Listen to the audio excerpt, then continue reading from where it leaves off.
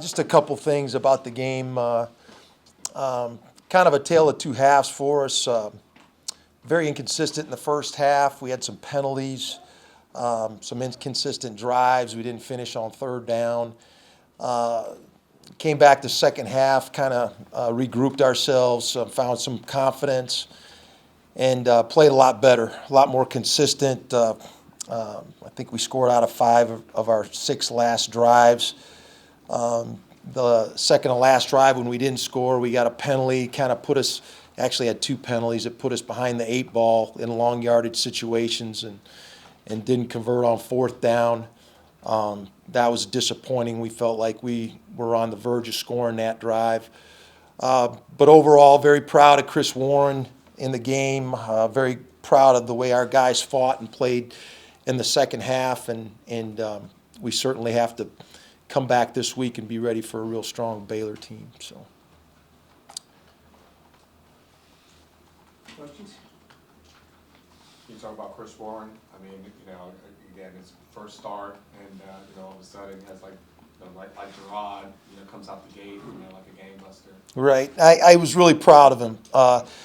He's a kid that he hasn't had a lot of chances and has been tentative in practice. And he didn't start the game real strong either. But as he got more opportunities to play and gained his confidence in the second half, really ran with his pads, great pad level, and finished runs. You can see he's a big kid. He's got athletic ability and speed in the open field, and played with more confidence as the game went on. And very proud of him in his performance. We were nicked up. We lost some kids, with Deontay and Jonathan not being available to play. It was a lot on him. We did a few things with our quarterbacks, trying to take some carries off of Chris, and because we didn't want him to have to carry the whole load in the running game. And then we lost Gerard, so he had to handle more of it. So I was really proud of him for stepping up and with losing some guys and what he was able to accomplish. Very unusual when you lose a game when you rush for 400 yards and you're on the plus side of the turnover margin. We were +2 and we ran for over 400 yards. It's just very unusual when you lose a game like that. So we've got to continue to build on that. Who will be your number 2 quarterback this week? Is it going to be Gerard? Are you preparing him as the we're working with Gerard. We just want to. The big thing is we just want to make sure he's healthy and ready to play, and you can't mess around with those injuries. We'll work both our freshman quarterbacks, both Kyle Loxley and Merrick, and we'll make some decisions as we get closer to game time on that. But we're hopeful that Gerard will be ready to play as well as Tyrone. We'll have both those guys this week. Jay, Tyrone said after the game, he said he had a tough time getting in a rhythm, and then Charlie's even said that this role has kind of given him confidence that he didn't have when he was a starter. What do you do from a game plan perspective to get him confidence early and kind of get him rolling early to help him get I think, Tyrone has done a fabulous job with his role. And, we've tried to make it bigger almost every week.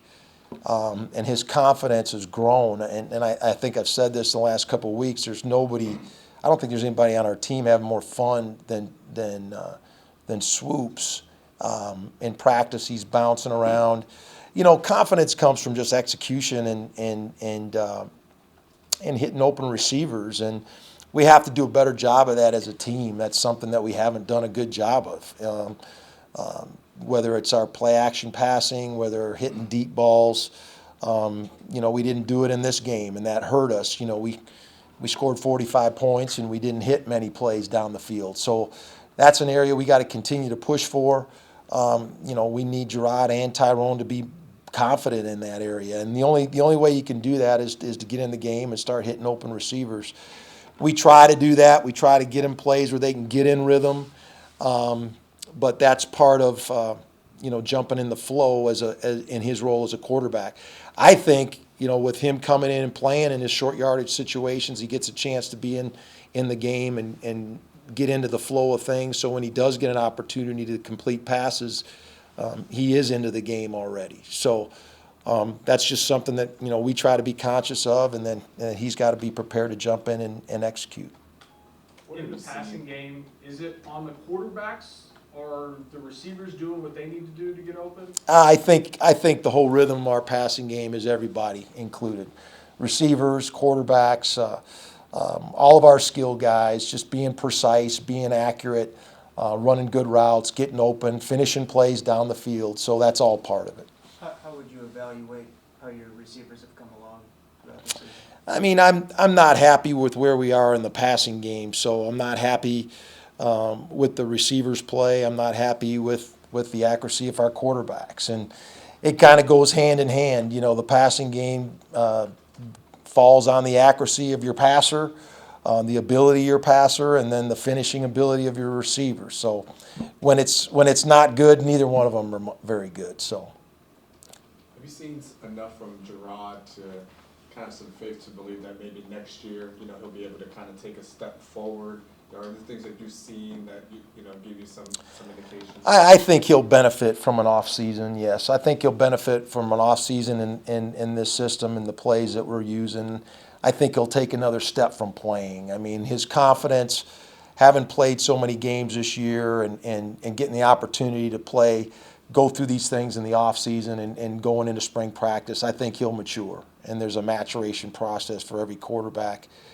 And really, there's no experience like game experience. And so I'm confident that he will continue to improve. He's a tremendously athletic guy. And he just has to keep putting the pieces together in the passing game. And a lot of that is just seeing coverages, seeing progressions, understanding your receivers' strengths and weaknesses, and making those plays in the off season. So I got confidence that he'll continue to improve.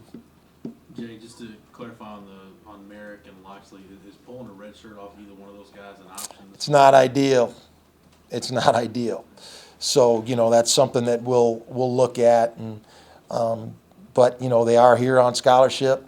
And, you know, if it comes to that, that's the decision we'll have to make when we do it. So it's not something you'd like to do in this situation at this point of the season. But, you know, those are some of the decisions that we're going to have to make. As a staff, how do you manage that in terms of, you know, talking to the player themselves and saying, hey, we've redshirted you this whole time, but we might need you to play? How difficult is it? You know, it's something that we'll talk to those kids about, and ultimately Coach Strawn is going to have to make that decision. You know, it's not an ideal situation, it just isn't, but it is what it is at this point. You said Gerard will progress in the offseason in this system. Do you think that this system is the right system for Texas to run going forward?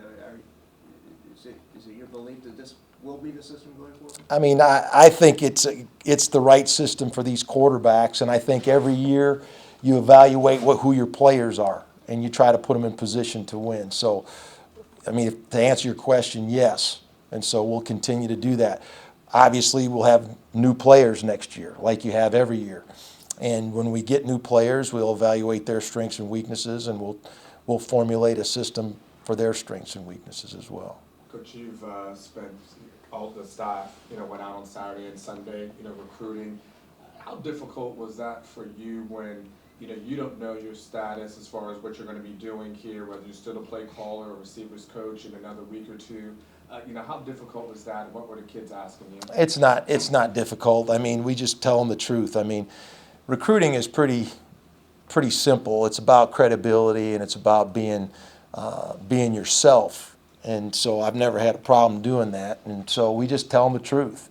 And you know, things are going to get worked out here.